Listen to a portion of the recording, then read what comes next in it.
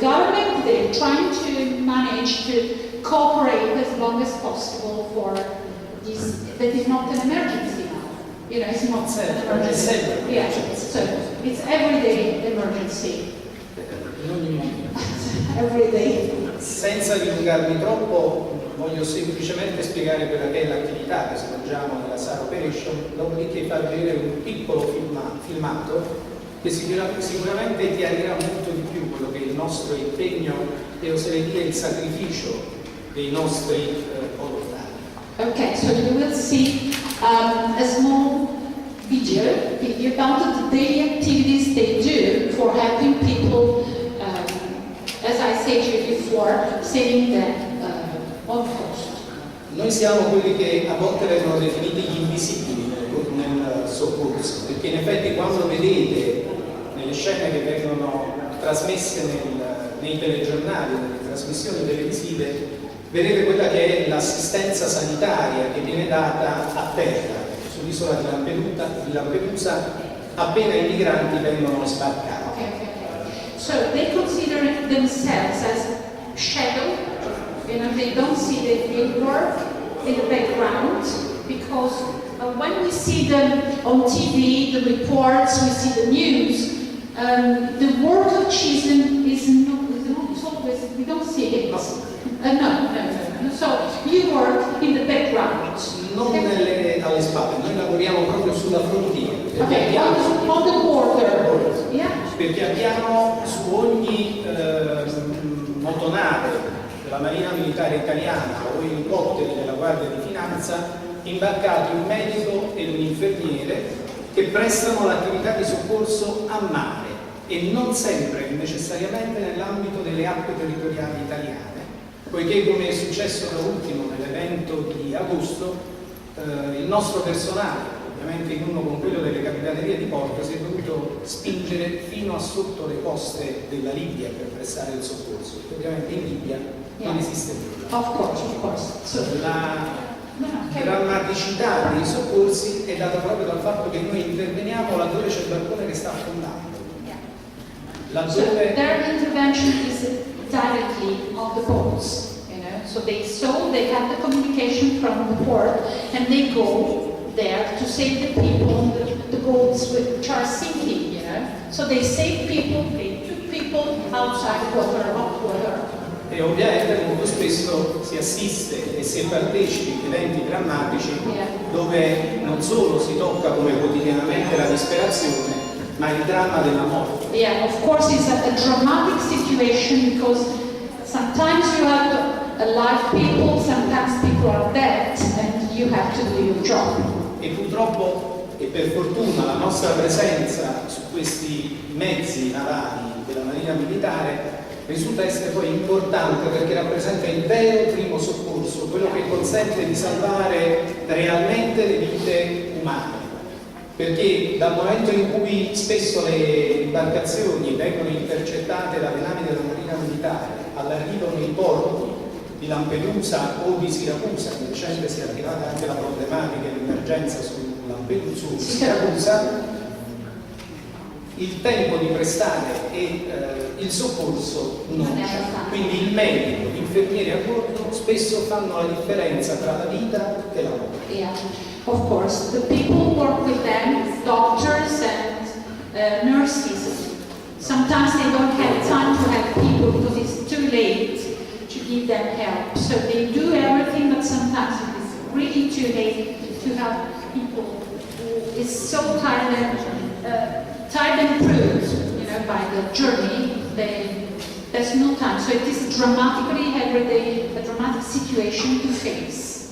Giusto per menzionare i nostri medici che sono lì presenti e che rappresentano la disperazione di chi arriva e il motore che spinge i nostri volontari, che si sacrificano chi per una settimana continuativa, chi per un mese continuativo con turni di 24 ore, e che sono gli occhi dei migranti, gli occhi dei bambini.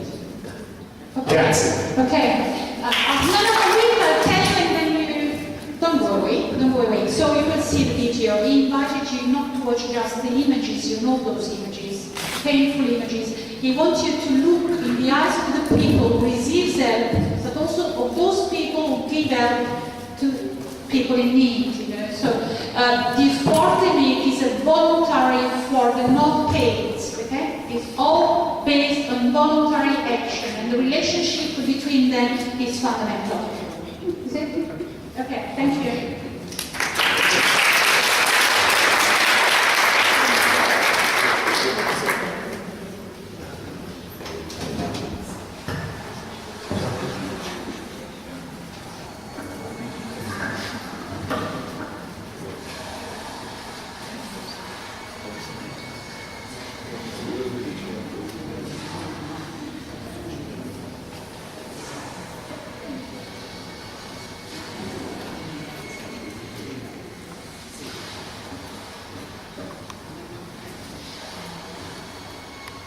Vedete, gli spazi di intervento dell'Italia sono quelli più vasti. The space of intervention of Italy, are larger. The space of intervention of Italy are larger than other countries.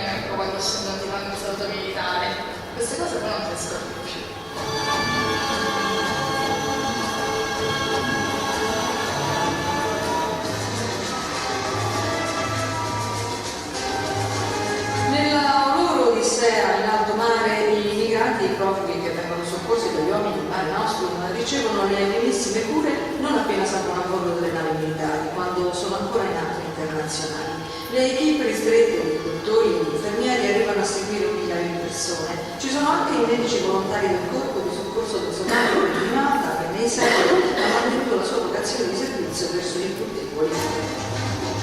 In Italia l'esercito di volontari del sovrano ordine di Malta si avvale di oltre 3.500 persone.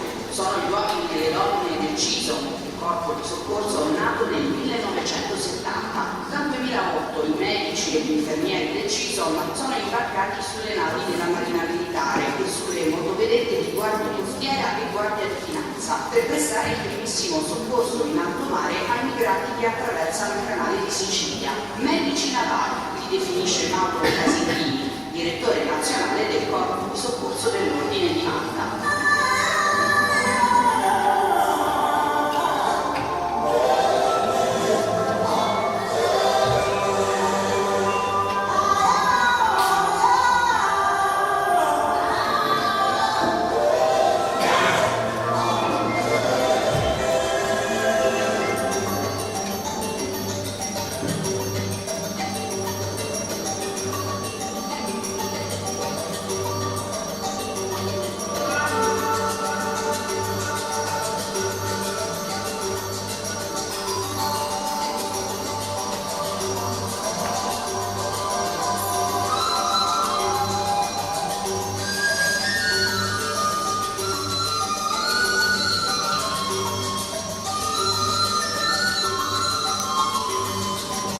Say something about the activities of YALA, that is the name of the association. So I think it is Yes, it's the name of the service. a regional service of cultural mediation. Our association now are managing this service. This service is important because the role of mediator, cultural mediator, is a role key in the dialogue, in the communication, in the integration between Italian population and immigrants. Sorry for my English is terrible, but I will be short.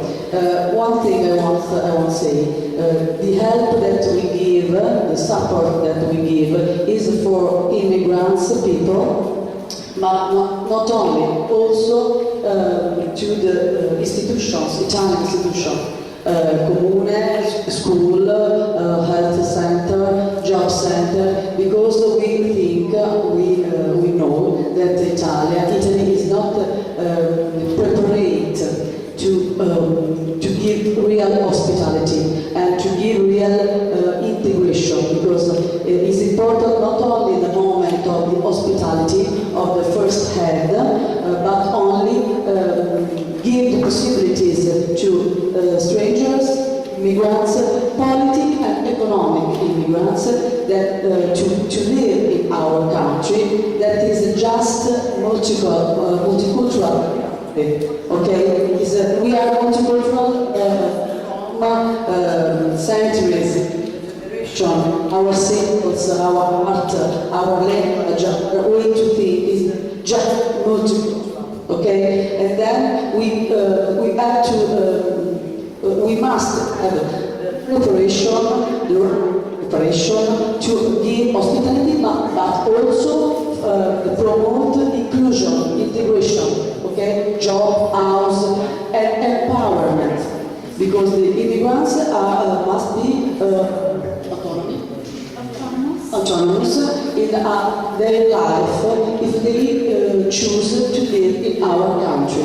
And this is not only a goodness question, but is a right question. Now I give the word Basil. Basil is our mediator, cultural mediator. He comes from Afghanistan. We have in our nation we have a lot of mediators from different parts of the world, Ukraine, Africa, different parts of Africa, China, etc.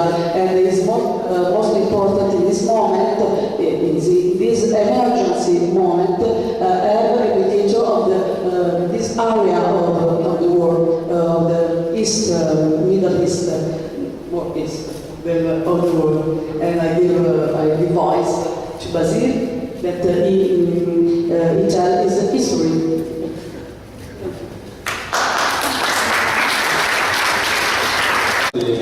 Good afternoon to all of you. First of all, I would thank the administration of school as well as the Yalla project for giving me the chance to come here and talk with you. My name is Basil Ahmad Asifi. I come from Afghanistan almost 2 years that I am in Italy. And I'm working like a cultural mediator of different languages. And I will talk about my life. For example, I was 2 years old when me with my family we have been immigrated to Pakistan during the Russian invasion in Afghanistan. I lived there for the 17 years, and then I graduated from school in Pakistan, and then we came back for the new government of Karzai in 2003 in Afghanistan. I studied economics faculty in Afghanistan, and then after I have graduated from university, I worked for one of the public universities in Afghanistan as a professor of economics faculty. The university is called Kandahar University, one of the dangerous provinces in Afghanistan, which is almost around 80-90% of terrorists, Taliban, Al-Qaeda, whatever the world called them. And then when I was teaching university, I got a scholarship for doing master in Germany.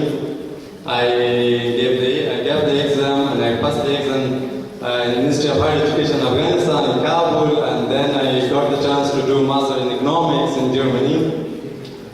The master program was for 2 years, and after 1 year of studies in Germany, I went back to Afghanistan. I taught there for a semester. When I was teaching in the class, then I was talking about the freedom of the Europe and the lifestyle of Europe, as well as, for example, in countries like Pakistan, Afghanistan, Iran, these countries, the idea that people have about Europe is different as well as I saw here.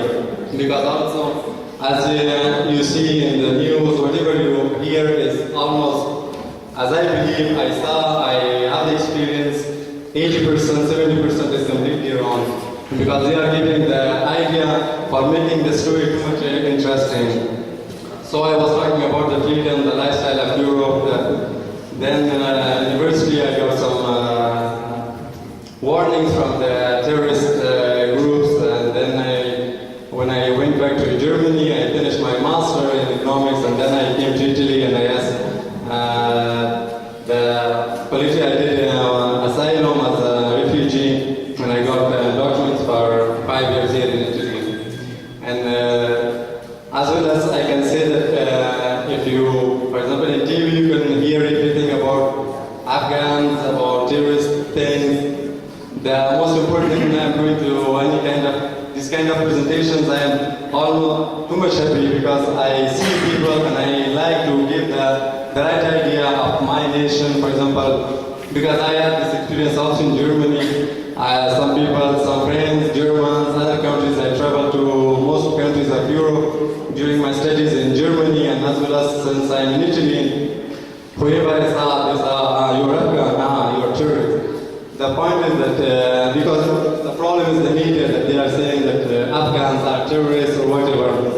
But the problem is that we are the victim of these terrorist groups, and I can say that the Afghan population is a population too much hospital, and they are not terrorists. They are just the victim of the terrorist groups, and for some political interests, we are now victims of these terrorist attacks, the Taliban, Al-Qaeda, nowadays now the ISIS also entered in Afghanistan.